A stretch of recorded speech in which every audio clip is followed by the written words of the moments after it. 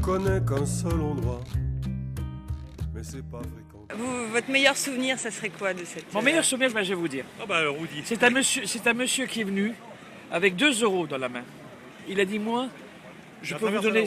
J'ai dit, non, vous donnez le fait que vous soyez là, par votre présence déjà, c'est de la solidarité. Ensuite, un autre monsieur qui est venu dans la Marne avec un paysan avec son tracteur qui a traversé la route parce qu'on marchait sur la nationale, sur la nationale 603 là, en Champagne. Il est venu avec un sac, avec une bouteille de champagne. Mais il a dit, voyez, moi j'ai pas l'appellation contrôlée, donc je peux pas mettre le bouchon sur le champagne.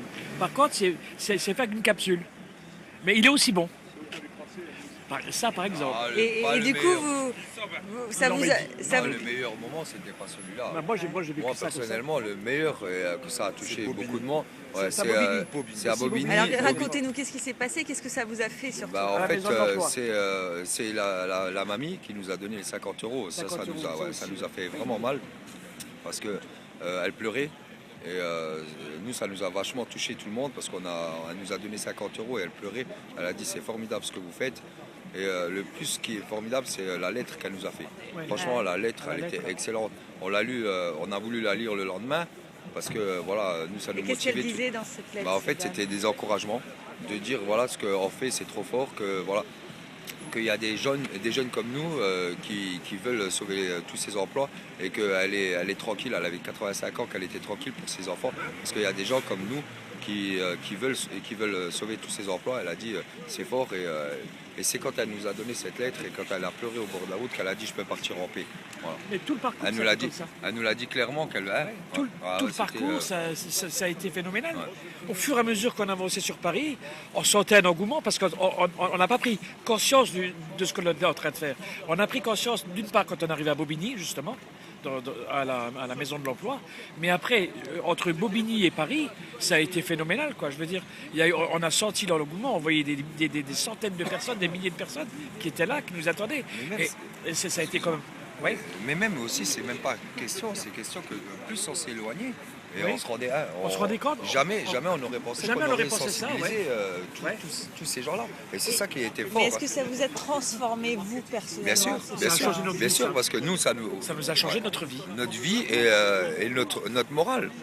Parce que, voilà, on était fatigués, que quand on avait des encouragements comme ça, bah, nous, voilà, comme moi, je ne suis pas sportif du tout, même on n'y sentait pas. Ouais, on y sentait pas. Groupe aussi, hein, on était fiers de nous. On était fiers de nous parce qu'on a dit c'est incroyable que les gens... Vous diriez que ça vous a donné une force que vous n'imaginiez pas? Ça a remotivé d'une façon incroyable notre mental.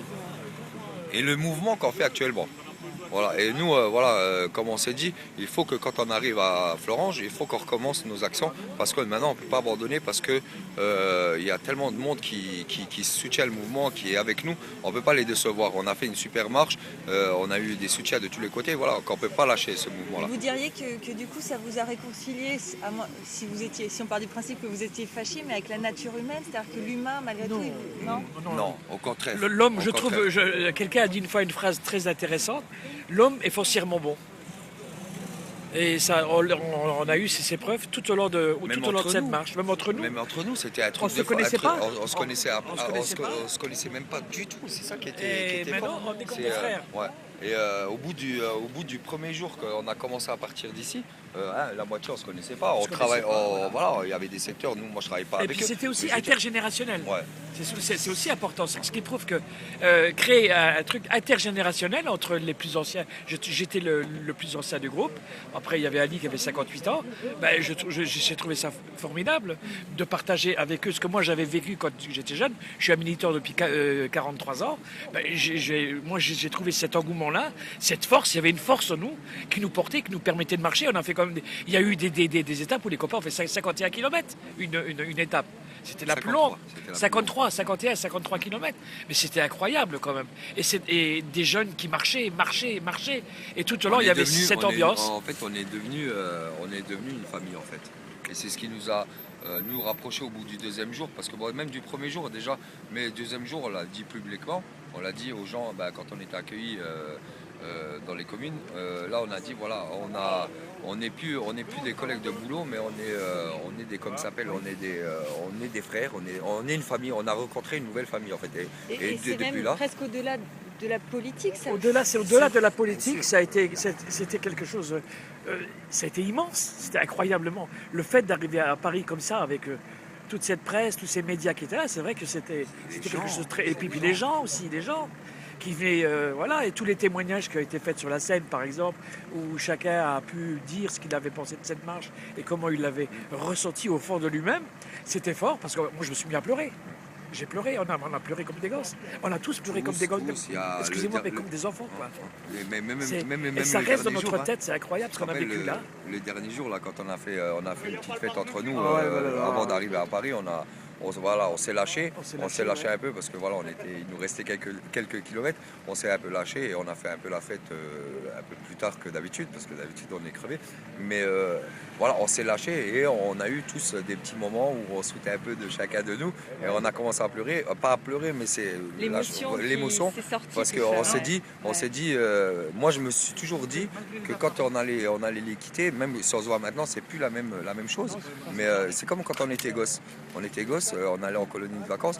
Je veux dire, quand on partait de la colonie de vacances, le dernier jour, on pleurait parce que nos collègues ils partaient. Là, c'était exactement la même chose. Là, on a pleuré d'émotion parce que voilà, on l'a réussi, on a sensibilisé pas mal de monde et voilà, et on était fiers de nous. Parce que notre cause est juste. Voilà. Notre cause était juste, sans violence. C'était aussi une réponse à un certain monsieur que tout le monde connaît. Et qu'est-ce qu'on doit, nous, finalement, qu'est-ce qu'on peut apprendre, nous, de votre expérience? Parce que nous, on l'a La solidarité, le partage.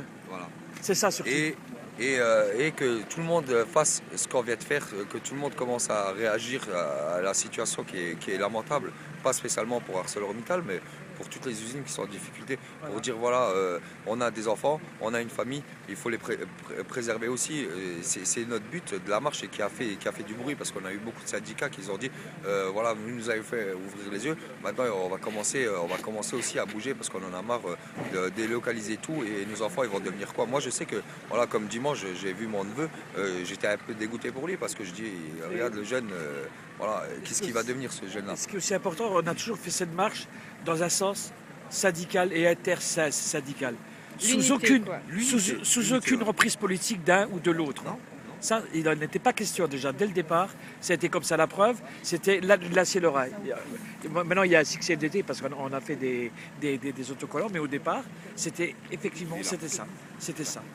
C'était notre insigne qu'on avait sur tous nos vêtements, quoi qu'il arrive, s'il faisait bon, mais on a eu quand même du beau temps. Hein. On a eu de la chance. Merci. Sur combien au niveau du son,